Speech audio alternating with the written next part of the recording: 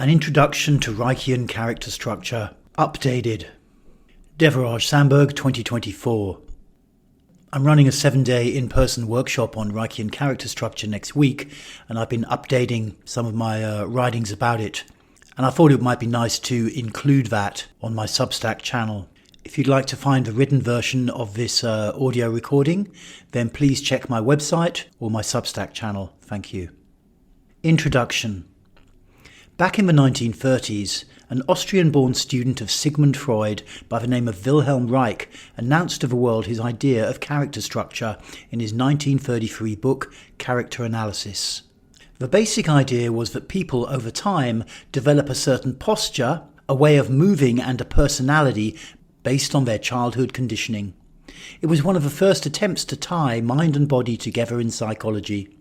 For example, people with a strong, skinny and somewhat angular physique might be characterized under Reich's system as schizoid, nowadays known as the leaving pattern or type. This would infer that at the level of their personality, they would tend to live in a rather cerebral, abstract or spiritual world. This could be seen as relating to a feeling of not being safe in their womb environment and in the world generally. Another type Reich designated was the masochist, now known as the endurer. This character type was usually heavy-set and slow to move or respond. At a personality level, they would tend to live life grudgingly, frequently blaming and complaining, but rarely taking a positive action to change their life. This pattern was believed to have its origin in being overwhelmed by a parent during the beginning of ego development, aged around 2 years. The main psychological concept that developed here was how unprocessed aspects of our childhood become represented as non-typical development in our body fascia and musculature. The basic idea was that you could tie together how someone's body looked and moved with how their character or personality was with the dominant conditionings of their childhood.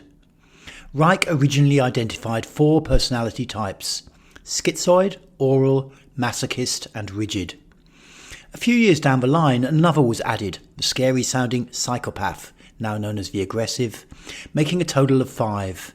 Subsequent researchers and therapists sometimes subdivided the rigid character into 4 or 5 subtypes. Less pathologizing labels have now been applied to 3 of the types, meaning that a modern-day list of the 5 character types would typically look something like this: leaving, formerly known as schizoid; oral, sometimes referred to as merging; enduring, formerly the masochist; rigid, unchanged from before; and aggressive, formerly known as the psychopath.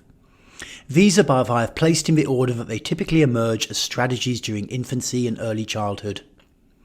Therapists who came in Reich's wake, such as Alexander Lowen, Philip Kurkaratu, Morton Herkovitz, and John Pierakos, utilized and developed Reich's system to diagnose and treat clients. The basic approach was to have the client walk around and perhaps engage in some light exercise, such that the therapist could pick up from their posture and the way that they moved which character type they might be. Next, the therapist would ask the client to talk about his or her childhood to gain further insights into their type and to confirm the diagnosis. Once the primary and secondary character types were identified, the therapist would get the client to perform certain Reichian exercises, bioenergetic postures, or emotional expression exercises with the intention of integrating those aspects of their personality that were creating the distinct character type. Over many sessions, bit by bit, integration would take place and the client would feel both more psychologically whole as well as having more energy and better posture. Although it was by no means a rapid solution, Reichian therapy and its offshoots, such as bioenergetic analysis, slowly developed some degree of popularity and credibility in the world of psychology. The reasons why this type of therapy never went mainstream. Let's look at some of the reasons why this type of therapy never really became popular or a part of the psychological mainstream. Firstly, with the emergence of the technological age, Western culture became increasingly thought-based. Human emotions and the sensation of the body increasingly became perceived as less important, whilst our thoughts, ideals and beliefs became more important. In the realm of therapy, this manifested as the emergence of more thought-based therapies, such as cognitive behavioral therapy, CBT. Therapists and their clients were fascinated by the possibility of changing their lives by understanding and altering their thinking. In all the excitement that surrounded CBT and similar approaches, body-based therapy found itself increasingly marginalized. Secondly, Body-based therapy is generally less comfortable to get involved in than more mind-based approaches. Thirdly, the labels that Reich gave to each character type were most definitely pathologizing. As our culture underwent major shifts in the 60s and 70s, people wanted therapy to become more user-friendly in how it both perceived and treated clients. People didn't want to be diagnosed as a psychopath or a masochist by some guy in a tweed jacket. Fourthly, some of the beliefs that prominent exponents of character structure had became very unfashionable. Reich himself was involved in a wide variety of fields, several of which either were or became controversial. And finally, over the years, many therapists working in this field softened their approach to treating character structure. Some preferred to use visualizations, some came to rely on understanding the structure to help overcome it. Survival strategies. Perhaps a good way of considering character structure in the 21st century is to think about it in terms of survival strategies. This fits well, I think, with where humanistic psychology is landing these days. Our nervous system will protect us from extreme events during our infancy and early childhood. It represses the emotions that are triggered back into unconsciousness, and we learn to work around certain areas of our psyche. For example, where anger was repressed, we may learn to please and to overthink situations that could result in confrontation. Where emotional pain was repressed, we may learn to avoid any situation where we might feel vulnerable and tend to always seek control. As infants and small children, we have very limited resources for self-protection. We don't have physical strength to hit back or discourage physical abuse. We don't have smart, streetwise moves to avoid being overly disciplined. However, what we do have is control over where we put our attention. We can choose to simply evacuate our body to not feel what is happening. We can project our attention onto someone or something else. We can send our attention deep down inside where no one can reach us. In addition to these three pre-egoic strategies, at least a couple of others develop a little later in childhood. We can harden our attitude to the world and seek control. We can learn to be seductive and charismatic to achieve control. These 5 survival strategies correspond broadly to the 5 character structures. Egoic and pre-egoic structures. I used the term pre-egoic above. In traditional Freudian psychology, our ego is our sense of personal selfhood that typically develops from around the age of 2. It has identity and drive, a sense of who I am and the energy to move any agenda I might have out into the world. The first 3 character structures, leaving, oral and enduring, typically form before our ego properly develops.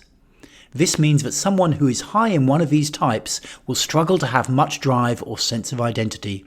In short, these are typically the people who come to therapy because at some point they begin to realize that they're not getting what they need from life and may feel socially dysfunctional.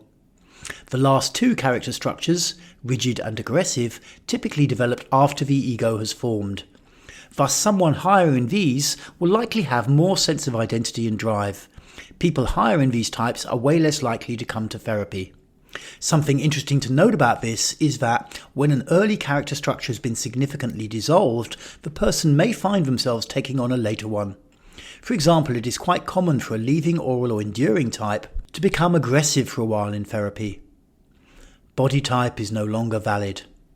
The core concept of Reich's character structure was that each of the 5 types were directly associated with a specific type of posture or way of moving. The whole idea was rooted in how our body was.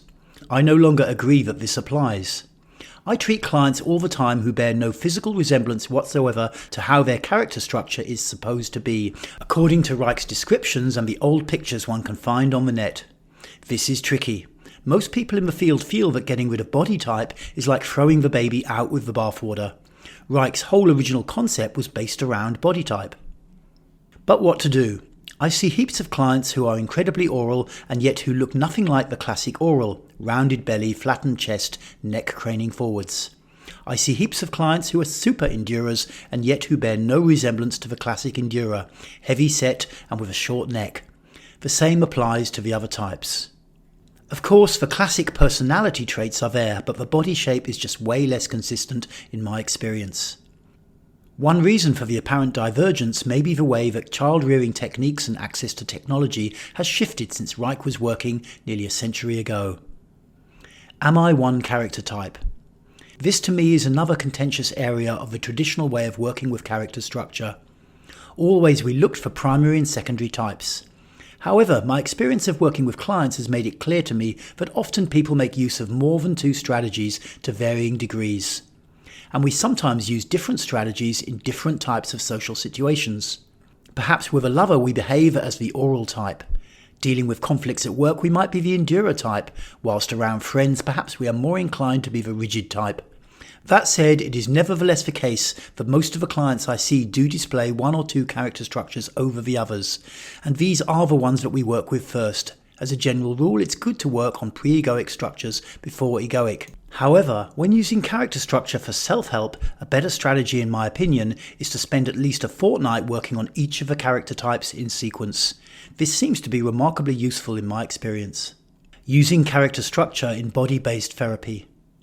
When working one-to-one after appropriate discussion, I will usually give clients one 20 to 30 minute workout to be done daily.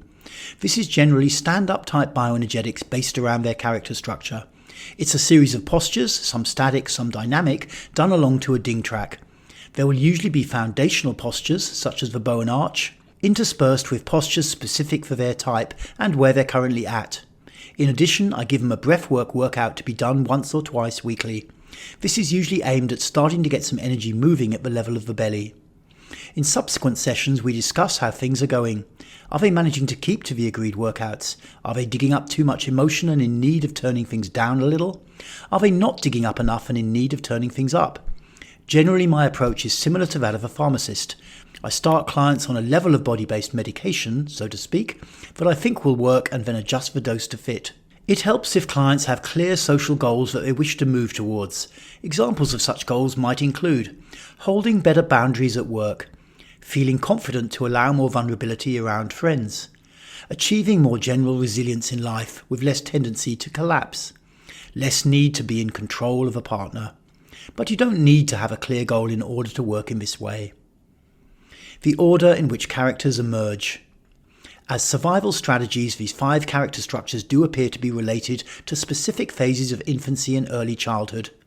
However, research into this whole field is minimal, so nothing is set in stone. To me, it currently looks like leaving, 2nd trimester to age 2, oral, birth to age 1, enduring, aged 2 to 4, rigid, aged 4 to 7, aggressive, aged 7 to 16. Whilst the above might represent the ages at which the character types emerge, how they manifest within us will be more complex. Generally, the pre-egoic patterns are especially psychologically debilitating.